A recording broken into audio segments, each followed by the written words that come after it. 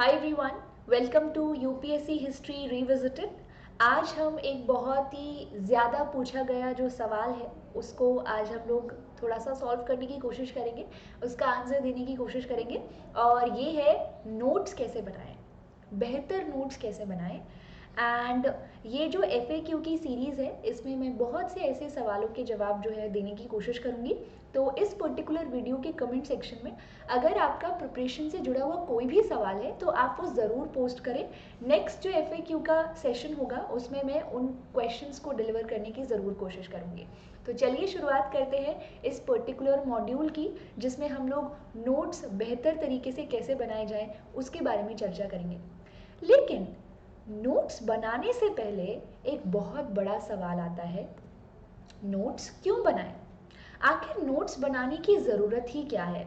अगर आप यहाँ पे कुछ इम्पॉर्टेंट एरियाज़ जैसे कि दिल्ली में बहुत से कोचिंग सेंटर्स के आसपास जाएंगे, मुखर्जी नगर में, तो राजीव नगर है या उन एरियाज़ में, तो वहाँ पर आपको देखने को मिलेगा कि हर एक दुकान जो है वो हर सब्जेक्ट के नोट्स छाप भी रही है और बांट भी रही है। ठीक है, तो नोट्स क्यों बनाएं? हर जगह तो आपको नोट्स मिल ही जाते हैं और काफ़ी सारे लोग जो है वो हैंड रिटन नोट्स भी प्रोवाइड कर देते हैं। ठीक है, तो खुद के नोट्स बनाना इम्पॉर्टेंट क्यों है? Why is it necessary? ये पर्टिकुलर पार्ट इम्पॉर्टेंट क्यों है? ये चीज़ को जानना हम यहाँ पर पहले इस चीज़ को जानने की कोशिश करेंगे, नोट्स क्यों बनाने चाहिए। तो मैं आपको एक छोटा सा एग्जाम्पल देती हूँ मेरे ही हैंड रिटन नोट्स का। ये जो पर्टिकुलर पिक्चर आप देख रहे हैं ये मेरे वर्ल्ड हिस्ट्री के हैंड रिटन नोट्स की पिक्चर है। इसमें मैंने एनलाइटनमेंट्स के बारे में बात की है, यहाँ पर John Locke, Rousseau, Voltaire, Montesquieu के बारे में बात की है। लेकिन मैं इस पर्टिकुलर नोट में मैं यहाँ पर चाहती हूँ कि आप इस पर फोकस करें। Political ideas of 4 major thinkers in Europe during 1700, okay, who inspired AR and FR। Now what is AR and FR? Notes तो मैंने बनाए थे, तो मैं ही जानती हूँ कि ये जो पर्टिकुलर मैंने शॉर्ट फॉर्म्स यूज़ की हैं AR और FR की, वो तो मुझे ही बताऊंगी। लेकिन ये नोट्स जब आपके पास पहुँचते हैं तो आपको इस पर्टिकुलर चीज़ के बारे में नहीं पता। नॉर्मली ऐसा ही होता है। यहाँ पर जब एक व्यक्ति नोट बनाता है तो उसको शॉर्ट और प्रिसाइज रखने की कोशिश करता है, वो अपने लेवल पर शॉर्ट फॉर्म्स भी यूज़ करता है। क्या पता उस पर्टिकुलर शॉर्ट फॉर्म से जुड़ी हुई कितनी हजारों इंफॉर्मेशन को वो रिवाइज करता होगा उस पर्टिकुलर वर्ड को देखते ही। AR वर्ड देखते ही क्या पता मैं कितने सारे दूसरे इंफॉर्मेशन को रिवाइज करती होंगी जब मैं अपने नोट्स को पढ़ती होंगी। लेकिन जब वो नोट्स आपके पास पहुंचते हैं तो सिर्फ AR लिखा है, उससे जुड़ी हुई बाकी की इंफॉर्मेशन आप नहीं जानते। उस AR को लिखने के पीछे का क्या कारण था वो मैं जानती हूँ, क्योंकि ये मेरे नोट्स हैं। इस वजह से खुद के notes banana is actually very important. दूसरों के नोट्स जो हैं उनके पीछे भागने से बेहतर है। और ये बिगनर्स की सबसे बड़ी प्रॉब्लम होती है, जो इस UPSC CAC के एग्ज़ाम को देना चाहते हैं और वो बिगनर्स हैं, वो यहाँ पर इस चीज़ में थोड़ा सा पीछे रह जाते हैं। यहाँ पे वो शुरू में नोट्स जो हैं वो कलेक्ट करना स्टार्ट कर देते हैं, हर सब्जेक्ट के नोट्स यहाँ पर भर भर के रख लेंगे, पूरी लाइब्रेरी बना लेंगे, लेकिन उन नोट्स का कोई काम नहीं है क्योंकि उससे आपको कोई जानकारी नहीं मिल रही है। इसके बाद नेक्स्ट चीज़ जो यहाँ पे नोट मेकिंग में आती है, नोट्स बनाने क्यों इम्पॉर्टेंट है, खुद के बनाने क्यों इम्पॉर्टेंट है वो तो हमने देख लिया, लेकिन नोट्स बनाने इम्पॉर्टेंट इसलिए है क्योंकि ऑब्वियस सी बात है कि एग्जाम से पहले आप पूरी की पूरी वो मोटी बल्कि बुक्स जो है उनको नहीं पढ़ सकते। You do need something very precise, very crisp, जिसको आप पढ़ेंगे टू द पॉइंट जल्दी से और उसको आप रिवाइज करेंगे। इसी वजह से यहाँ पर नोट बनाना बहुत ज़्यादा ज़रूरी है। और यहाँ पे नोट्स जो हैं जितने शॉर्ट होंगे, जितने प्रिसाइज होंगे, जितना आप उसमें शॉर्ट फॉर्म्स वगैरह का या फिर यहाँ पे टेबल्स का या फिर ग्राफ्स का, इन सब चीज़ों का यूज़ करेंगे, उतने ही बेहतर तरीके से कम पेपर्स में आप उस नोट को बना पाएंगे। तो यहाँ नोट्स बनाना रिवीजन के लिए भी इम्पॉर्टेंट है, बट नोट्स बनाना, खुद के नोट्स बनाना यहाँ पर बेहतर रिवीजन के लिए इम्पॉर्टेंट है। तो दूसरों के नोट्स की बजाय खुद के notes banana is really very important. आज मैं नोट मेकिंग का जो तरीका है वो आपको हिस्ट्री के बेस पर ही बताऊंगी। UPSC हिस्ट्री का जो यहाँ पे आपका सिलेबस है उसके बेस पर ही मैं आपको समझाऊंगी कि आपको नोट मेकिंग करनी कैसे है। नॉर्मली जब हम पढ़ना स्टार्ट करते हैं, जब हम यूपीएससी की प्रिपरेशन स्टार्ट करते हैं, तो यहाँ पर दो तरह से आप पूरे सिलेबस को कैटेगराइज कर सकते हैं। एक है स्टैटिक पोर्शन और दूसरा है डायनेमिक, जो कि करंट अफेयर्स वाला पार्ट आता है। तो स्टैटिक पोर्शन जो है वो तो आपको ऑब्वियसली पढ़ना ही है, उसी के बाद आप करंट अफेयर्स जो न्यूज़ हैं वो पढ़ पाएंगे। तो मेरी आपसे राय ये है कि पहले आप पॉलिटी और इकोनॉमी का स्टैटिक पोर्शन ज़रूर कवर करें और उसके बाद ही करंट अफेयर्स यानी कि न्यूज़पेपर्स जो है उनकी रीडिंग स्टार्ट करें, वो आपको ज़्यादा बेहतर तरह से समझ आएगी। न्यूज़पेपर्स जो है उसमें आप जो पूरा पूरा दिन लगा देते हैं वर्ड्स और टर्म्स की डेफिनेशन ढूंढने में, उसकी बजाय वो सारी चीज़ें जब आपको पहले ही पता होंगी तो आपको 1 से 1.5 घंटा न्यूज़पेपर को कवर करने में लगेगा। अब यहाँ थोड़ा सा फोकस करते हैं कि किस तरीके से बेहतर तरीके से नोट्स को प्रिपेयर किया जाए एंड करंट अफेयर्स को स्टैटिक पोर्शन के साथ कैसे कनेक्ट करके कवर किया जाए। सबसे पहला तरीका जो यहाँ पर आपको फॉलो करना चाहिए, ऑब्वियसली ये कोई ऐसा नहीं है, हार्ड एंड फास्ट रूल नहीं है कि आपको ऐसे ही फॉलो करना है। यहाँ पर कुछ बेटर सजेशंस जो है वो मैं इस वीडियो के थ्रू आपको देना चाहती हूँ। तो you all know this thing, आप लोग प्रीलिम्स और मेंस के लिए अलग अलग नोट्स बिल्कुल नहीं बना सकते हैं, ऑब्वियसली नॉट। यहाँ पर मेंस में जो आपके 4 पेपर हैं, जीएस पेपर 1, 2, 3 एंड 4, उसके आप लोग यहाँ पर नोट्स बनाइए। हर एक जीएस पेपर के लिए अलग नोटबुक रखें, ठीक है, और हर एक पर्टिकुलर पॉइंट के लिए भी उस बुक के सेक्शंस को डिवाइड करें। जैसे कि अगर मैं जीएस पेपर 1 की बात करूँ, इसमें हिस्ट्री वाले पोर्शन की बात करूँ और उसमें एंशिएंट हिस्ट्री की बात करूँ, तो आप यहाँ देख सकते हैं कि एंशिएंट और मेडिवल हिस्ट्री में आपको सिर्फ आर्ट फॉर्म्स, लिटरेचर और आर्किटेक्चर जो है उस पर डिपेंड, मतलब उसके बारे में ज़्यादा पढ़ना है। यहाँ पर कौन सा राजा कितने साल रूल करता है, किसने किसको मारा, वो वाली चीज़ें जो है वो ज़्यादा इंपॉर्टेंट नहीं है। तो आपको इन्हीं के ऊपर यहाँ नोट्स बनाने हैं। जीएस पेपर 1 का जो सिलेबस है उसको लेकर चलें। सॉरी, यहाँ पे तो आपको क्या करना होगा, यहाँ पे जीएस पेपर 1 के लिए जो बुक आपने चूज़ की है, जो भी नोटबुक में आप लिखने वाले हैं, उसके ऊपर ये बुलेट पॉइंट ज़रूर लिखें। सिलेबस आपके पास हमेशा होना चाहिए, प्रीवियस ईयर के क्वेश्चन पेपर्स आपके पास हमेशा होने चाहिए नोट्स बनाते समय। क्योंकि काफ़ी बार ऐसा होता है, मान लीजिए आप स्टोन एज पढ़ रहे हैं, अब प्रीवियस ईयर की बात करेंगे तो लास्ट क्वेश्चन स्टोन एज से 2000 में आया था, 2000 में आया था, उसके बाद स्टोन एज से एक क्वेश्चन नहीं आया है। और अगर आप यहाँ पे नोट बना रहे हैं, पूरा डिटेल में लिख रहे हैं कौन सा आर्टिफैक्ट कहाँ मिला, किस साल में मिला, वो सारी चीज़ों का कोई यूज़ नहीं है। तो यहाँ पे नोट्स जो है वो आपको पीवाई क्यूज़ जो है उससे भी समझ आएंगे कि आपको क्या लिखना चाहिए और क्या नहीं लिखना चाहिए। तो यहाँ पीवाई क्यूज़ देखें किस तरह के क्वेश्चंस हैं, क्या इतना डीप वो जा रहे हैं, क्या इतना डीप वो क्वेश्चन पूछ रहे हैं। तो ऑब्वियसली आपको भी अपने नोट्स में पूरी बुक नहीं छापनी है। Okay, so that is the thing. तो यहाँ हर एक जीएस पेपर जो है उसकी एक नोटबुक अलग से बनाएं। इवन यहाँ पे आज के टाइम पे नोट मेकिंग जो है वो 2 तरह से होती है, एक ऑफलाइन ऑब्वियसली जो कि आप लोग नोटबुक्स बना के करते हैं, पेपर्स पे करते हैं, और दूसरा इज़ ऑनलाइन। यहाँ पे ऑनलाइन बेटर क्यों है, क्योंकि ऑनलाइन जो नोट्स होते हैं या फिर जो भी आप कंप्यूटर में किसी सॉफ्टवेयर के थ्रू बनाते हैं या फ़ोन में किसी सॉफ्टवेयर के थ्रू बनाते हैं, वो नोट्स जो होते हैं उनको अपडेट करना ईजी होता है। It's very easy to update them. तो एक ये भी सजेशन रहेगा कि आप हैंड रिटन नोट्स की बजाय अगर यहाँ पर ऑनलाइन किसी सॉफ्टवेयर के ज़रिए नोट्स बनाते हैं तो वो ज़्यादा बेटर है। इवन यहाँ पर मैं अगर आपको एक छोटा सा एग्जांपल दूँ, मान लीजिए यहाँ पे 2019 जो है उसमें यूनेस्को जो है उसके द्वारा यहाँ पे जयपुर जो है उसको नॉमिनेट किया गया था, सॉरी इंडिया के द्वारा यूनेस्को की लिस्ट में आने के लिए जयपुर जो सिटी है उसको नॉमिनेट किया गया था। तो आपने नोट बना लिया, ऑब्वियसली आपने यूनेस्को जो है ये पर्टिकुलर जो न्यूज़पेपर में जो भी आर्टिकल था उसके बारे में प्रॉपर नोट बना लिया, लेकिन it's very important to update also कि आगे आने वाले मंथ्स में क्या जयपुर को यूनेस्को की लिस्ट में जगह मिल गई है। तो वो नॉमिनेशन वाली जो न्यूज़ है वो पुरानी हो गई, अब जयपुर यूनेस्को लिस्ट का हिस्सा है, वो अपडेटेड न्यूज़ है। तो ऑब्वियसली बात है कि आपको उस पर्टिकुलर पार्ट को, उस करंट अफेयर को, उस न्यूज़ को यहाँ अपडेट करना होगा। तो हैंड रिटन नोट्स में ढूंढना इट्स वेरी डिफ़िकल्ट, जबकि अगर आप माइक्रोसॉफ्ट वर्ड में यहाँ पर नोट्स बना रहे हैं तो आप सर्च ऑप्शन में जाके यूनेस्को अगर लिख भी देंगे तो वो पर्टिकुलर पेज खुल जाएगा और वहाँ पर आप अपने अपडेट्स कर सकते हैं, वहाँ पर जो भी नई इन्फॉर्मेशन है वो अपडेट कर सकते हैं। इसी तरह से यहाँ पर अब 2020 में धोलावीरा को नॉमिनेट किया गया है एक साइट के लिए, मतलब यूनेस्को की लिस्ट का हिस्सा बनने के लिए। नाउ द पॉइंट इज, आपके जो करंट अफेयर्स वाले नोट्स हैं उसमें क्या चीज़ है, उसमें 2019 की इंफॉर्मेशन भी है जिसमें जयपुर को नॉमिनेट किया गया था, धोलावीरा वाली इंफॉर्मेशन भी है जो 2020 में मार्च में नॉमिनेट किया गया।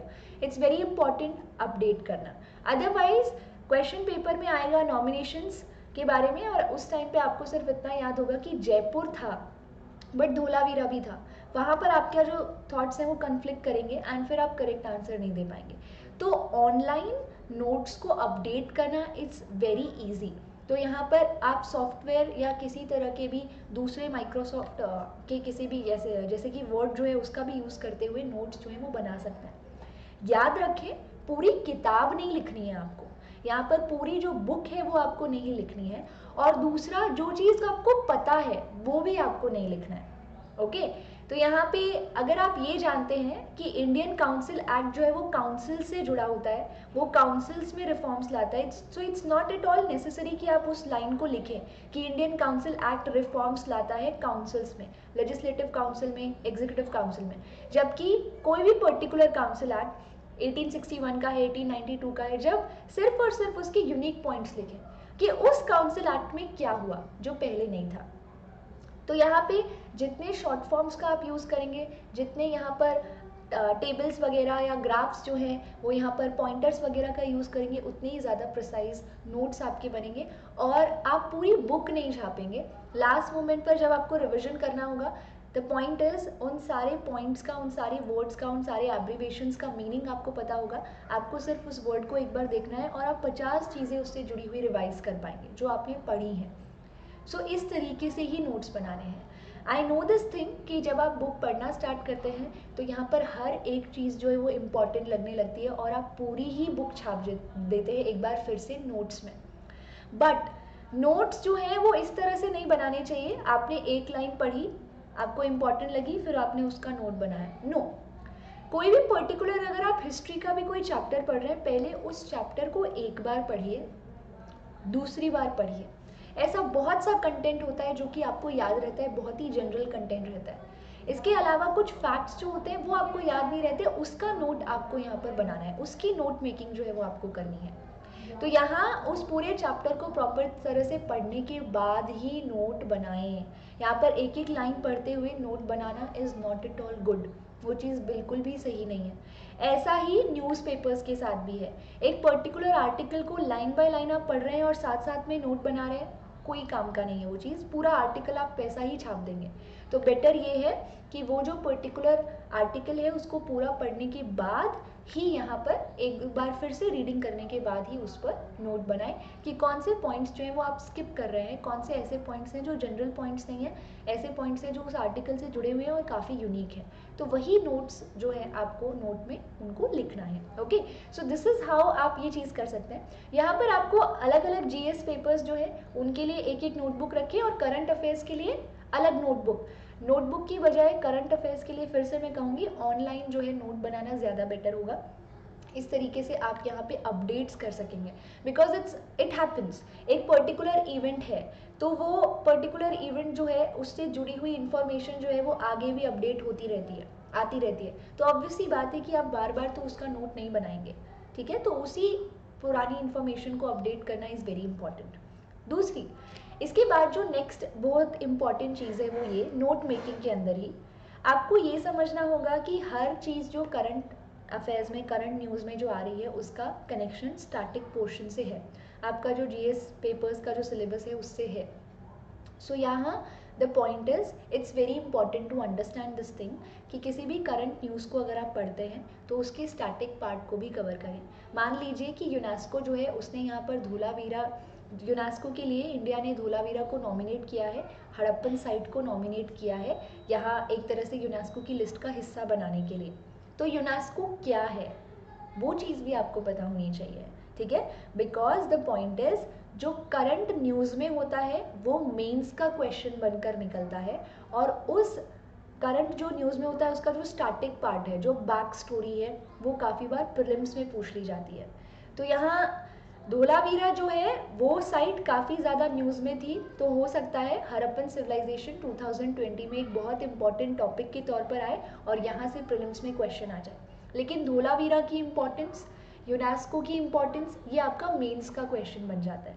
तो इस वजह से किसी भी करंट न्यूज़ को जब भी आप पढ़ें तो उसकी बैक पार्ट, जो बैक यानी कि स्टैटिक पोर्शन जो है, उसका भी एक छोटा सा बॉक्स बना के थोड़ा सा इंफॉर्मेशन ज़रूर नोट करें। तो इस तरीके से जो चीज़ें हैं वो काफ़ी प्रिसाइज मैनर में आप मेंटेन कर पाएंगे। तो नोट मेकिंग जो है उसमें ये सारी चीज़ें बहुत ही ज़्यादा मायने रखती हैं।